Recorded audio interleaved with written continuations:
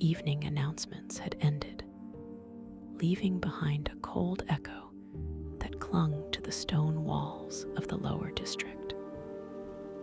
Their polished assurances drifted through the streets like a thin mist, visible for a moment, then dissolving into the quiet unease beneath it. Zayla stood by the small, weathered window of her dwelling. In her hand, she held a simple notice, an order to appear before the district authorities in the morning. A colleague, eager for advancement, had reported her silences, her refusal to join the choruses of praise for the official narrative. Silence was a language the state could not translate, and what it could not translate, it feared. A tremor of cold apprehension stirred within her chest. The danger was not abstract. It had a name, a uniform and iron bars. She set the notice down and closed her eyes. The glow of the city's towers pressed faintly through the window, but she turned away from it, letting the room fall into gentle darkness. In that stillness, a familiar truth rose within her. The fear was real, but it was not sovereign. It was weather passing over a steady mountain. When I am afraid, I will put my trust in you. The words formed themselves without effort, like a breath she had taken many times before. Her choices remaining silent when lies were demanded, offering a loaf of bread to the family of a detained neighbor, might have seemed like foolishness to those who measured life by survival alone.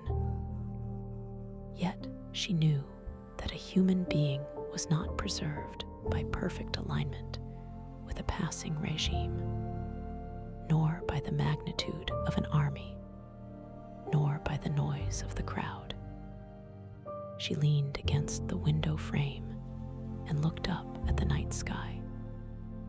Thick clouds obscured the stars, drifting heavily across the expanse. Yet behind that dense veil, she knew the moon still traced its faithful course, and the sun awaited its appointed hour. Whether the sky was clear or wrapped in storm, the architecture of the heavens remained perfect, anchored by the hand that formed it. The choice before her was stark. She could enter the tribunal and speak the approved phrases, aligning her soul to the state's narrative for the price of security. Or she could speak with the gentle accuracy of truth, accepting whatever consequences the flesh might impose. To the world, the latter choice was a descent into ruin. To Zayla, it was the only path that led to life. She sat upon her small wooden stool, letting her hands rest loosely in her lap. The room was quiet, save for the faint hum of the city beyond the walls. She set her mind upon the one who stood at her right hand, a presence she had come to know, not through visions or signs, but through the steady peace that rose whenever she turned toward him. "Return to your rest, O my soul," she whispered. "The Lord has dealt kindly with you." She let the words settle, not as an escape from the world, but as a quiet turning toward the one who had kept her through every season. Outside, the city continued its restless hum, yet here within these modest walls, her soul found a gentler rhythm.